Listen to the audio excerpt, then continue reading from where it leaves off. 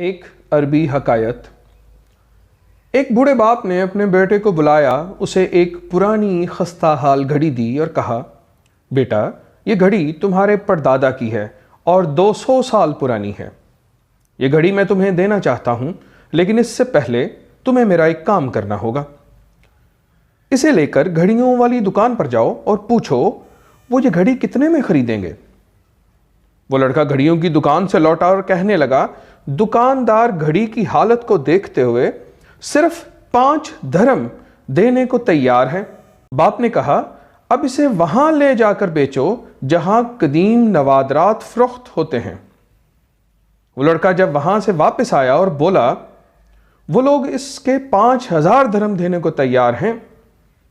یہ سن کر وہ شخص بولا، اب اسے عجائب گھر لے جاؤ اور فروخت کرنے کا ارادہ ظاہر کرو۔